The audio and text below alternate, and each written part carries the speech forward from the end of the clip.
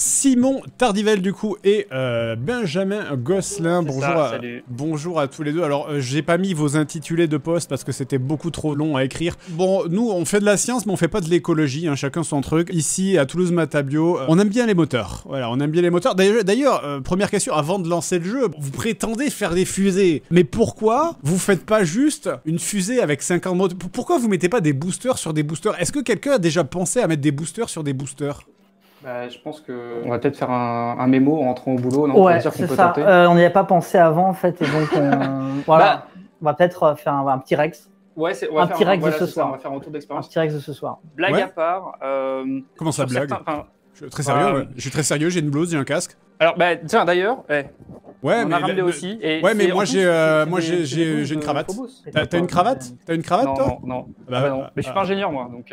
Bah, moi, oui. Je suis pas docteur. Moi, je suis professeur, je suis universitaire. J'ai une cravate.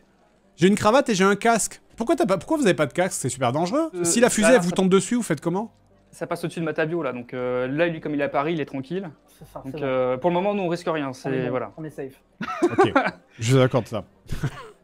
Non, mais vrai, du coup, sans déconner, moi, quand je fais des fusées, je mets 50 moteurs. Dis-moi pourquoi vous faites pas des fusées avec 50 moteurs? En fait, ça prend énormément de place et il faut bien se dire que, bon, sur KSP, tu rajoutes un moteur derrière ton véhicule. Et ça marche. Et ça marche. Alors que, normalement, plus tu rajoutes des moteurs, il faut imaginer plein de tuyaux qui vont partir sur tous tes moteurs. Et donc, tu as une pieuvre, on appelle ça des pieuvres. Ça prend de la place. Oui, bon après ça c'est le problème des ouvriers, ça j'ai envie de te dire, c'est pas le tien. Bah, après les ouvriers quand ils sont pas contents, ils peuvent remonter dans les bureaux, hein, ils savent. J'ai deux petites questions. Il y a apparemment de la théorie qui se profile chez Matabio. On parle d'effet saucisse et de chaise. Alors oui, on va en parler. On en parle beaucoup de l'effet saucisse. On va en parler. L'effet saucisse. Alors l'effet saucisse, c'est plus une conséquence réellement. À Toulouse, quand une fusée marche bien, on dit qu'elle gigote. Alors ça gigote, ça ballotte, selon du sud. Si tu viens du sud de Toulouse ou du nord, ça dépend. Mais je sais pas si on aura vraiment le loisir de l'avoir beaucoup gigoté ce soir, puisque normalement c'est quelque chose qu'on se voit surtout quand on va, parce que nous vous savez, à Toulouse, on va pas me la péter, mais on va sur la Lune, on va sur Munave, on va sur Mars, on va très loin là, parce que nous vous voyez, c'est qu'on est des aventuriers. Nous, on vit à sens unique. Nous, il n'y a pas de voyage de retour, en fait.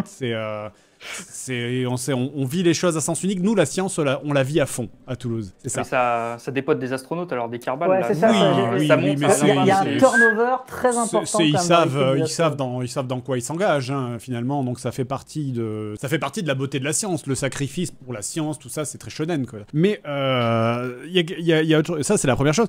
Et la deuxième chose, bien sûr, c'est la théorie de la chaise. Vous pourrez d'ailleurs nous expliquer pourquoi ça marche et nous dire pourquoi est-ce que personne n'y a jamais pensé. Est-ce que c'est peut-être l'exception française, en quelque sorte, la théorie de la chaise? Pour les gens qui ne savent pas, alors évidemment, encore une fois, il y a des gens qui ne sont pas ingénieurs sur le chat ce soir, donc je vais rappeler c'est quoi la théorie de la chaise.